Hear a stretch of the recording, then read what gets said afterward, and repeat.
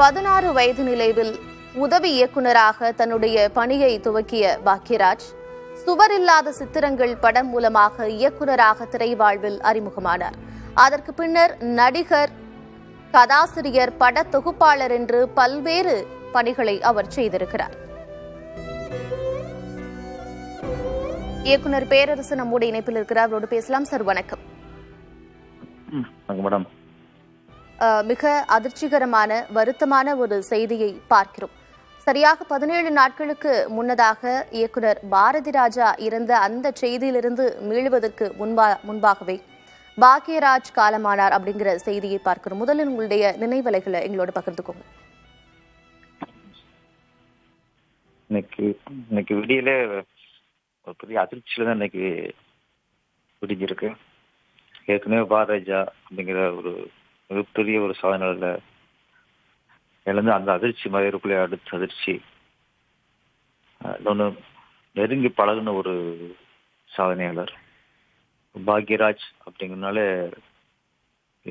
என்னைக்குமே தமிழ் திரையுலகில் அந்த பேர் நிலைச்சிருக்கும். எப்படி ஒரு பாலச்சந்தர், ஒரு பாரதி ராஜா, ஒரு பாலமேந்திரா, அந்த வரிசையில் பாக்யராஜ்.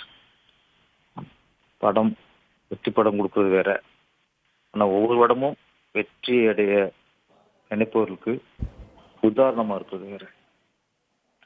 பாக்யராஜ் ஒவ்வொரு படமுமே ஒரு உதவி இயக்குநர்களுக்கும் இன்றைய தலைமுறைக்கும் இயக்குனராக ஜெயிக்கணும்னு நினைக்கிற ஒவ்வொருத்தருக்கும் அவர் ஒவ்வொரு படம் வந்து ஒரு பாடம் தான். என்னதான் இன்ஸ்டியூட்டு அந்த மாதிரி என்ன படித்தா கூட படத்தில் சாதிக்குன்னு நினைக்கிறவங்க இன்னைக்குள்ள தலைமுறைகள் வந்து பாக்கேஜோட ஒரு 10 படத்தை பார்த்தா போதும், ஸ்கிரீனில் கற்றுக்கலாம். அந்தளவுக்கு ஒரு லெஜெண்டாக இருந்தவர். குரு எம்ஜி சிஷியன்லாம் பேர் வாங்கினவர். பாரதிராஜாவை பொறுத்த வரைக்கும் அவரே அடிக்கடி சொல்லியிருப்பார், பாக்யராஜ் உதவி இயக்குனராக இருக்கும்போது ஸ்கிரிப்டில் டயலாக்ல அவ்வளவு ஒரு பெட்டுமுட்டு கொடுத்தான்னு இருப்பார். என்னை பற்றி ஒரு இயக்குனர் ஹீரோ நடித்து மிகப்பெரிய ஹிட்டு கொடுத்தவர், தொடர்ந்து ஹிட்டு கொடுத்தவர் பாக்யராஜ் தான். ஹிந்தியில் நிறைய இயக்குனர் போயிருக்காங்க. அங்கே மிகப்பெரிய ஹிட்டு கொடுத்து திரும்பி பார்க்க வச்சது பாக்யராஜ். ஆக்கிரி ரஸ்தான் ஒரு படம், அமிதாப் பச்சன் ஹீரோ. அமிதாப் பச்சன் கொடுத்த பெரிய ஹிட்டு படங்கள்ல 10 படங்கள்ல ஒரு படம் ஆக்கிரி ரஸ் தான். அங்கே சூப்பர் ஸ்டார் அமிதாப் பச்சன் வச்சு பெரிய ஹிட்டு கொடுத்தவர். திரைக்கதை மேதைப்பாங்க, திரைக்கதை மன்னன்பாங்க. எல்லாரும் அந்த பட்டத்து சிலருக்கு தான் அந்த பட்டத்துக்கு பொருத்தமான ஆளாக இருப்பாங்க. பாக்யராஜுக்கும் அவருக்கு திரைக்கதைன்னு அவர் தான், பாக்யராஜ் தான். பாக்யராஜ்னா திரைக்கதை. நிச்சயமா நீங்க சொன்ன மாதிரி ஒரு குருவை மிஞ்சிய சிஷியனாக அவர் இருந்திருக்கிறார். நிறைய இடங்கள்ல திரு பாரதி ராஜா அவர்களுக்கு திரைக்கதைகளை வடிவமைத்து கொடுத்திருக்கிறார் அப்படிங்கிறதும் நம்ம அறிஞ்ச ஒரு விஷயம். நிறைய பேட்டிகள்லையும் சொல்லியிருக்கிறாரு. எப்படி அந்த திறனை வளர்த்துக்கிட்டாரு? எந்த சினிமா பின்னணியும் இல்லாம எப்படி அந்த திறனை வளர்த்துக்கிட்டாரு? அவர்கிட்ட வாழ்வியல் எப்படி பார்த்தார் அவர். ஒரு குடும்பத்தில் நடக்கிற பிரச்சனைகள், நிறைய பார்த்தா அந்த வாழ்வியல் இருக்கும். ஒரு மௌன கீதங்கள்னா ஒரு ஹஸ்பண்ட் ஒய்ஃப்ல ஒரு சின்ன ஒரு ஈகோ, அந்த ஈகோ வச்சுட்டு எப்படி 2.5 மணி நேரம் 2 முக்கால் படம் பண்ண முடியுங்கிறதுலாம் பெரிய சவால்.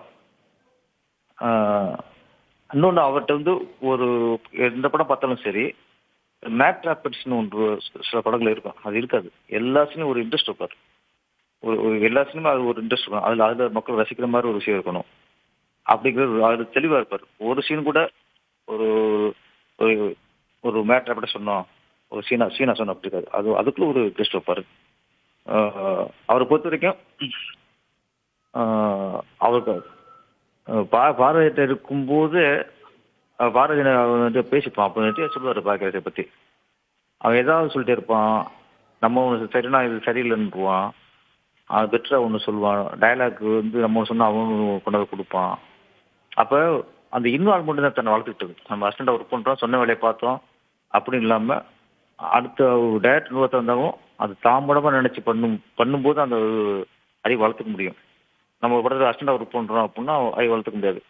அந்த டைரக்டர் யாராக இருந்தாலும் நம்மளும் தேட்டரை நினச்சி பண்ணும்போது தான் தாய் வளர்த்துக்க முடியும். அப்படி வளர்த்துட்டு தான் பாக்கியராஜ் சார். நம்ம பாரதியில் ஒர்க் பண்ணும்போது முழு ஈடுபாடு அவர். முழு ஈடுபாடோட ஒரு நாள் ஷூட்டிங் இல்லைங்கும் போது பாரதியா சென்னை இருக்கார், எங்க ராஜு அப்படின்னு கேட்டிருக்காராம். அப்போ இன்வால்மெண்ட் தான், அந்த இன்வால்மெண்ட்டு ப்ளஸ் அவருடைய யதார்த்தம் யதார்த்தம் இப்போ ஃபர்ஸ்ட் பாரதியா ஜெயிச்சாரு, விஸ்வராஜ் பார்த்தாரு. இவர் வாழ்க்கை அந்த கதை ஓட்டத்தில் யதார்த்தத்தை கொடுத்தவர் பாக்கியராஜ் சார். நிச்சயமா சார். சிவப்பு ரோஜாக்கள் படத்துல கூட உனக்கு இது செட் ஆகாது அப்படின்னு நான் சொன்னேன், இருந்தாலும் நீங்க என்னோட இயக்குனர், உங்களுக்கு உதவி செய்ய வேண்டியது என்னோட கடமை அப்படின்னு திரு பாரதிராஜா அவர்களுக்கு அவர் உதவி செய்தார் அப்படிங்கிறதையும் பாரதிராஜா தன்னோட பேட்டிகள்ல சொல்லியிருக்கிறார். உங்களோட கருத்து பகிர்வுக்கும் நினைவுகளை பகிர்ந்து கொண்டமைக்கும் நன்றி.